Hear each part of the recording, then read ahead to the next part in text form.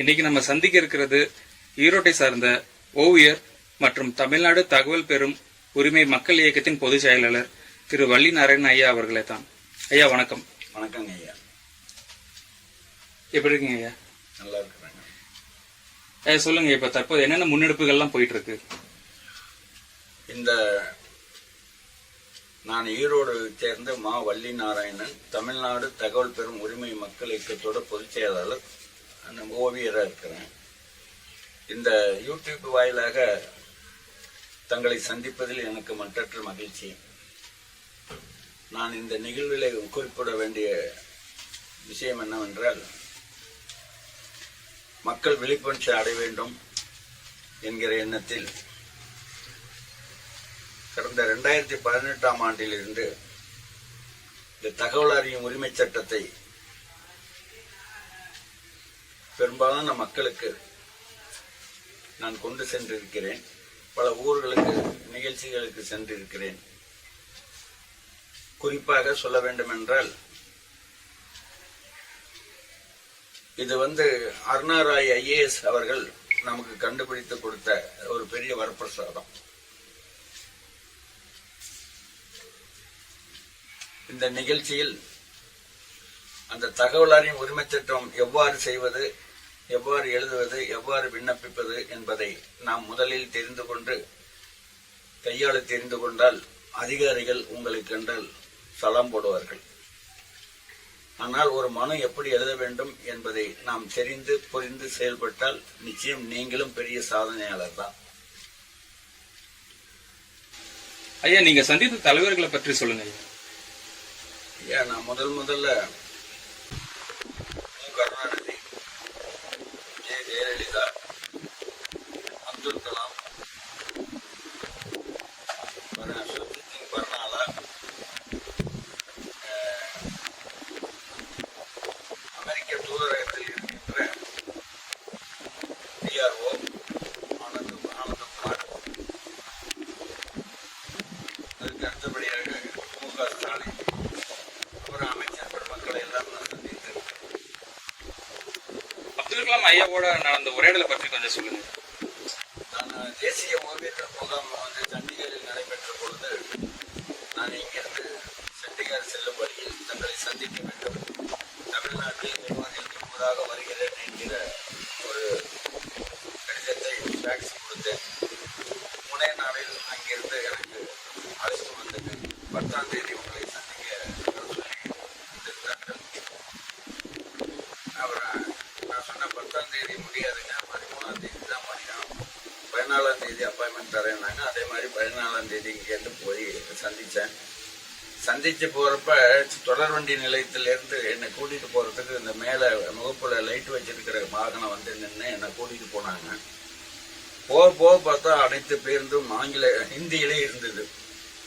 நான் பார்த்து வியந்து போய் அங்கே உடனே ஒரு லெட்டர் பேடை எடுத்து கடிதம் எழுதி 3:20க்கு நான் சந்தித்த மேதகு அப்துல் கலாம் ஐயா அவர்களை சந்தித்த பொழுது, my qualifications in 7th standard I am not degree. Delhi all buses destination board only Hindi. I am not under Hindi. Please your golden period added English. Any state, any country, any religion were traveling சார்னு சொல்லி என்னோட மனுவை கொடுத்தேன். அவர் உடனே நீங்க ஏன் 7ஆம் நிலை படிப்பறிவில்லை எல்லாம் சொல்றீங்களே அப்படின்னு சொல்லிட்டு, சரி செய்வோன்னு சொல்லிங்க. நான் 14/5/2007 சந்திச்சேன். அதன் பிறகு அந்த புகைப்படம் வரல. அப்ப என்கிட்ட செல்லுல பணம் இல்லாம காயின் பாக்ஸ்ல போட்டு பேசினேன், புகைப்படம் வரலைன்னா. அப்புறம் வந்தது. அதன் பிறகு அந்த காயின் பாக்ஸ் கூப்பிட்டு 7/6/2007 திரு அப்துல் கலாம் ஐயா அவர்கள், ஐயா நீங்க சொன்ன செயல்படுத்தியாச்சு, எல்லா பேருந்துலையும் போட்டாச்சு என்று பெரிய விஷயத்தை அவர் சொல்லும் போது எனக்கு நெஞ்சம் அப்படியே புகழ்ந்து போனேன். அப்படிப்பட்ட நபர் இப்ப நம்மிடையே இல்லையே என மிகவும் வருத்தப்பட்டு இந்த நேரத்தில் தெரிவிக்க கடமைப்பட்டிருக்கிறேன். ஐயா, வெள்ளை மாளிகையிலிருந்து வந்த கடிதத்தை பத்தி சொல்லுங்க ஐயா. 2010 பராக் ஒபாமா அவர்கள் இந்தியா வர்றாரு. இந்தியா வர்றப்ப அவர் சந்திக்கணும்னு சொல்லி அப்பாயின்மெண்ட் கேட்டேன். அது முக்கியமா சந்திக்கிறதுக்கு என்ன காரணம்னு கேட்டீங்கன்னா, எங்க நாட்டில இருந்து உங்க நாட்டுக்கு படிக்க வர்ற இன்ஜினியரிங் மற்ற துறை சார்ந்து படிக்க டாக்டர்ஸ் வர்றவங்களுக்கு கட்டண சலுகை கொடுத்து எங்கள் நாடு டெவலப்மெண்ட் பண்ணுறதுக்கு எழுதுங்கன்னு கடிதம் எழுதியிருந்தேன். அது சம்மந்தமாக நேரடியாக சந்தித்து பேசணுங்கிறதுக்கு அப்பாயின்மெண்ட் கேட்டிருந்தேன். அது கடைசியில் இங்கே அமெரிக்க தூதரகம் சென்னை ஜெமினி பிரிட்ஜு கீழே இருக்கிற சென்னை தூதரகத்திலேருந்து எனக்கு கிருஷ்ணகுமாரிங்கிற மேலாளர் பேசினாங்க. இந்த மாதிரி அவன் ஐயா பராக் ஒபாமா சந்திக்கிறதுக்கு அப்பாயின்மெண்ட் கேட்டிருந்தீங்க, அதை சந்திக்க முடியாது அப்படின்னு சொல்லி எனக்கு மெயில் வந்திருந்தது. இவர் சப்மிட்டட் இவர் பெயிண்டிங் மை எம்பசி அப்படின்னு வந்திருந்தது. அதுக்கப்புறம் மறுபடியும் நான் இங்கேருந்து அம்மாட்ட பேசினேன். எப்போ டைம் சொல்லுங்கள் அப்படின்னா, இல்லை இவர் தான் விஐபி, நீங்கள் தான் டைம் சொல்லுங்கள். அப்புறம் நான் மறுபடியும் கம்மிங் 12th ராஜ்பவன் வரும்போது வரணும்னு சொன்னேன். அப்புறம் 12ஆம் தேதி போய் சந்தித்து இந்த ஓவியத்தை வந்து டெல்லி கொண்டு வர சொல்லியிருக்கிறாரு. உங்களால் இந்தியாவுக்கே பெருமை உண்டு பண்ணிட்டீங்க அப்படின்னு சொல்லி அந்த ஆனந்த கண்ணாங்கிறவர் இன்ஃபர்மேஷன் ஆஃபீஸர் பேசினார். அதுக்கப்புறம் இங்கேருந்து போனேன். என்னை சிவப்பு கம்பளம் விரித்து கூட்டிகிட்டு போனாங்க. எங்கள் குடும்பத்தோடு போயிருந்தோம். எனக்கு அது ஒரு பெரிய அங்கே உள்ளே போனது பெரிய வரப்பிரசாதம். அப்புறம் போய் சந்தித்து பேசி அந்த ஓவியத்தை கொடுத்தேன். அது ஓவியத்தை வாங்கிக்கிட்டவரை எனக்கு கடிதம் போட்டிருந்தாரு. அப்போ அந்த ஓவியத்தில் என்ன போட்டிருந்ததுன்னா, 2 நாடு சேர்ந்து செயல்படணும் அப்படிங்கிற ஒரு மாடர்ன் ஆர்ட்டில் மன்மோகன் சிங்கும் ஒரு ஒபாமா பேசையும் மையப்படுத்தி இந்த பிளாக்கை அதில் போட்டிருந்தேன். அதனால அதை பார்த்துட்டு 2 நாடு சேர்ந்து செயல்படுவோம் அப்படிங்கிற மாதிரி எனக்கு கடிதம் எழுதியிருந்தார். அவரும் ஒரு துணைவியாரும் கையெழுத்து போட்டு டைரக்டாகவே வந்தது பெரிய பாக்கியமாக கருதுறேன். நடத்திய நிகழ்வுகளை பற்றி சொல்லுங்க.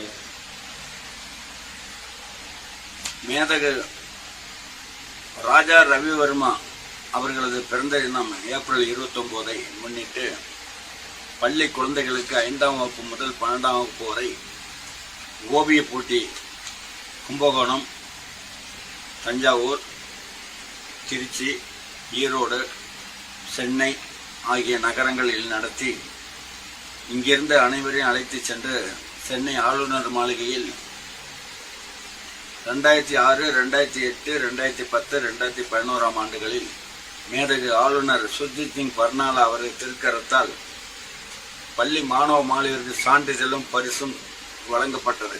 அது எனக்கு பெரிய பாக்கியம்.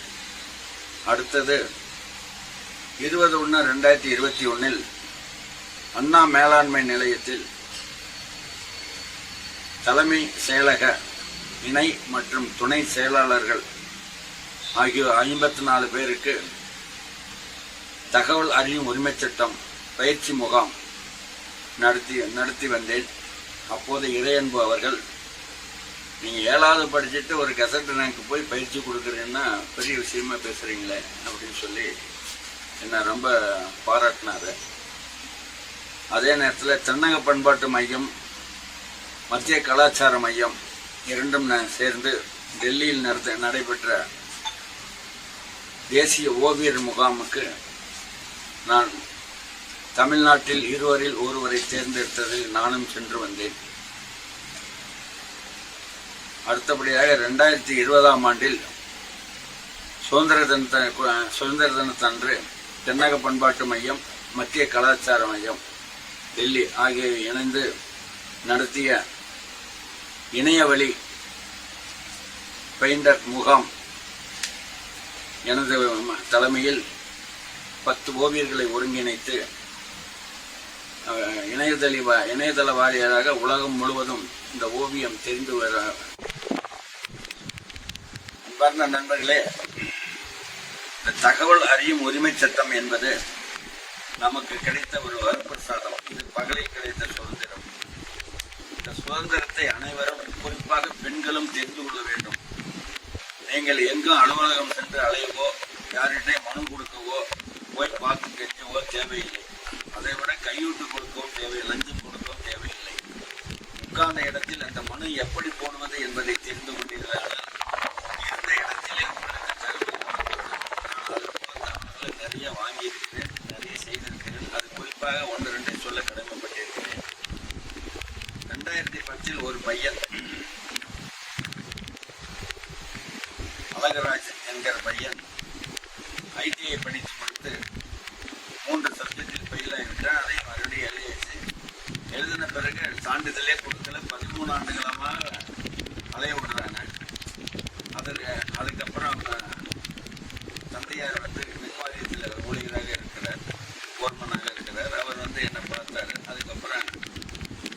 பையன் ஒரு மாற்றுத்திறனாளி. அதனால எனக்கு 48 மணி நேரத்தில் இதை கொடுக்கணும், இல்லைன்னா நான் உரிமையல் வழக்கு தொடர்றேன். 2 நாளில் அந்த சான்றிதழ் வரப்பெற்ற அல்லமீன் காலேஜ் பிரின்சிபல் ஃபோன் பண்ணி சர்டிஃபிகேட் வந்துச்சு, வந்து வாங்கிங்கன்னு சொல்லி 13 ஆண்டு காலம் அலைவிட்டது 2 நாளில் வாங்கப்பட்டது. அதற்கு பிறகு சித்தோடியிலே ஒரு கார்னர் சைட்டிலே 4800 சதுரடியில் டிரான்ஸ்ஃபார்மரை கொண்டு வந்து போட்டு விட்டார்கள். அந்த இடத்துக்கார் அமெரிக்காவில் இருக்கிறார்.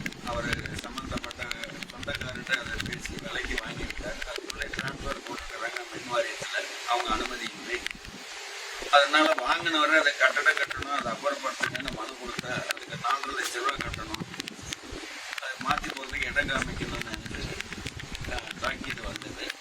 மின் வாரியத்தில் மேற்பார்வை பொறியாளர் அனுப்பினார். அதற்கு நான் ஆர்டிஐயிலே தகவல் போட்டேன். ஆர்டிஐயிலே தகவல் போடுறதுக்கு என்னிடம் அனுப்புனவர் ஒரு வழக்கறிஞர். அதற்கப்புறம் போட்ட உடனே இந்த மாதிரி 7 கொஸ்டின் போட்டேன். இந்த மாதிரி மின் வாரியத்தில் 1916 மின் வாரியம் சட்டப்படி பட்டா இடத்தில் மின்மாற்றி அமைக்க வழிகள் எந்தெந்த அரசாணை நகல் கொடுங்க. 2வது இது போடுறதுக்கு முன்னாடி அவங்க இடம் என்ஓசி வாங்கினீங்களா. 3வது இது மின்துறை அமைச்சரிடம் இருந்தால் போடுவீங்களா. இந்த இடத்துல போட்டிருக்க வேலை செஞ்சது யார், அது அவங்க வாக்கு கொடுங்க. எத்தனை ஆண்டுகளுக்கு முன்னாடி போடப்பட்டது, இது எத்தனை கேள்வி என்று கேட்டு 7 கொஸ்டின் போட்டிருந்தேன். அது முதல் கொஸ்டின்ல பட்டா இடத்தில் மின்மாற்றி அமைக்க வழிவகை இல்லை, 27 ஆண்டுகளுக்கு முன்னாடி போடப்பட்டது, என்ஓசி வாங்கல, இந்த மாதிரி பதில் கொடுத்துருந்தாங்க மேற்பார்வை பொறியாளர். அதற்கப்புறம் நான் சொன்னேன், இந்த மாதிரி நீங்களே பட்டா இடத்துல வழி இல்லைங்கிறீங்க, எங்கள் இடத்துக்குள்ள அத்துமீறி வந்தது இந்திய தண்டனை சட்ட பிரிவு 146 பிரிவின்படி உள்ளே போனது தப்பு, அதனால உங்க மேல நீதிமன்றத்தை வழக்கு தொடங்கினேன் அப்படின்னு சொல்லி 27 ஆண்டு காலம் என்னோட இடத்தை பயன்படுத்துறதுனால 81,60,000 ரூபாய் வாடகை கொடுங்கன்னு போட்டேன். இந்த மேற்பார்வை பொறியாளர் டி பழனிவேல் என்பவர் என்னோட இல்லத்துக்கே வந்து, ஐயா என்னங்க அப்படி பண்ணியிருக்கீங்கன்னு சொல்லி கடைசியில் செலவே இல்லாமல் அவங்க மின்வாரிய செலவுலே அந்த டிரான்ஸ்ஃபரை எடுக்க வைத்தது நான் உண்மையிலே பெருமையாக கருதுகிறேன். இது எதுக்கு குறிப்பிடுகிறேன் என்றால், இந்த மாதிரி விஷயங்கள் எல்லாம் நிறையா இருக்குது, நம்ம அதை தெரிந்து புரிந்து அதை செய்வதில்லை. அதனால மனு போடுறாங்க, இந்த மனுவில் சில விதிகளையும் சட்ட திட்டங்களையும் தெரிஞ்சிட்டு அதையும் சேர்த்து இணைத்து போட்டீர்களானால் நிச்சயம் நீங்கள் சாதனையாளர் தான், வெற்றியாளர் தான். கேட்டால் நம்ம சொல்றது என்னன்னா, நேரமே இல்லை அப்படின்பாங்க. என்னோட கருத்தை சொல்றேன், நேரமே இல்லாம ஒரு மிஷினரிஸ் 24 மணி நேரம் ஓடிட்டு இருந்தா அதுக்கு வருவாய் இருக்கு இல்லைங்களா. ஆனா இங்க சில பேர் நேரமே இல்லைன்னு சொல்றாங்க, கடனாளியா தான் இருக்கிறாங்க. அதனால ஒரு அரை மணி நேரம் 1 மணி நேரம் தொலைக்காட்சி பெட்டியை பார்த்து நம்ம நேரத்தை கெடுப்பதை விட இந்த மாதிரி நிகழ்வுகளை எங்க நடந்தாலும் தகவல் உரிமை சட்டம் இதான் இப்ப எல்லாம் இலவசமாக தான் சொல்லிக் கொடுக்குறாங்க. அதனால் இப்ப பாருங்க, நான் படித்த படிப்பு 7ஆம் நிலை தான். 7ஆம் நிலை படித்த நான் ஒரு தலைமைச் செயலகத்தில் உள்ள அண்டர் செகண்டரிக்கு நான் போய் வகுப்பு பயிற்சி வகுப்பு கொடுக்கிறேன் என்று சொன்னால் ஏதோ என்னிடம் சில தகவல்கள் இருக்கிறதுனால் நான் அதை கையாளுகிறேன். அதே அங்கேருந்து எனக்கு அண்ணா மேலாண்மையில் கடிதம் போட்டார்கள். எனக்கே ஆச்சரியமா இருக்குது. Therefore, I request you to offer your valuable lecture on 21/2001 2 p.m. and participate above the workshop. நல்லா பாருங்க, என்ன வேல்யூபிள் லெக்சர்னு எனக்கு ஒரு கடிதம் போடுறாங்க. அது மாதிரிங்க நீங்களும் இந்த இதெல்லாம் எப்படி பண்றது, என்ன செய்யறதுன்னு தெரிஞ்சுக்கொண்டு இதை கையாண்டீங்கன்னா உட்கார்ந்த இடத்துல அத்தனை விஷயங்களும் வாங்கிடலாம். அதே நேரத்தில் கோர்ட்லையும் நீங்களே வாதாடலாம். வக்கீலை வச்சு தான் வாதாடணும்னு இல்லை. இப்போ நான் 4-5 பொதுநல வழக்கு போட்டிருக்கிறேன். அதனால உங்களுக்கு ஏதாவது ஐயப்பாடு, ஏதாவது வினா தொடுக்கணும், ஏதாவது கேட்கணும் அப்படின்னு தெரிஞ்சுன்னா என்னோட நம்பர் 9435460002. WhatsApp number 80-157-47427 95-978-47427. இதுக்கு அலையுங்கள். காலையில் 10 மணிக்குள் அலையுங்கள், மாலை 6 மணிக்கு மேல் 10 மணிக்குள் அலையுங்கள். அதற்கு இடையில் அழைத்தால் நான் எடுக்க மாட்டேன். அதுக்கப்புறம் பார்த்தால் உங்களை தொடர்பு கொள்வேன். நன்றி, வணக்கம்.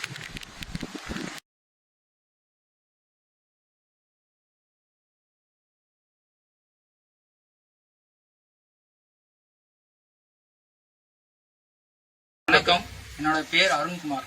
நான் இங்கே ஈரோடு பக்கத்தில் ஈரோடு டவுனுக்குள்ளே தான் இருக்குங்க. ஐயாவை எனக்கு எப்படி தெரியும்னா, என்னோட நண்பர் வந்து நீதிமன்ற வளாகத்தில் இருக்கிறாரு, வேலையில் இருக்காரு. அவர் மூலியமாக எனக்கு இந்த மாதிரி ஒரு நிலப்பிரச்சனை இருக்குது, அதை நான் எப்படி தீர்க்கணும்னு சொல்லி அவர்கிட்ட கேட்டேன். ஐயாவை அறிமுகப்படுத்தினாங்க. நான் நேரில் வந்து ஐயாவை பார்த்து, ஐயா நான் இந்த மாதிரி எனக்கு இந்த நிலப்பிரச்சனை இருக்குதுன்னு சொல்லியிருந்தேன். அவர் உடனே தகவல் அறிமுக உரிமை சட்டம் இருக்குது, அதில் நிறைய வகைகள் இருக்குது, அது மூலிமா நமக்கு தீர்வு காணலாம் அப்படின்னு சொல்லி ஒரு மனு எழுதி கொடுத்தாரு. அந்த மனுவை போட்டேங்க. மனுவை போட்டு எனக்கு அதுக்குண்டான பதில் கிடைச்சிது. அந்த பதிலில் வந்து திருப்திகரமாக இல்லாதனால மறுபடியும் இன்னொரு மனு போட்டிருக்கோம். அதுக்கு இடையில ஒரு மனு கொடுத்தோம்னா பணம் கட்டியிருக்கோம் அப்படின்னா கன்சியூமராக வரும்.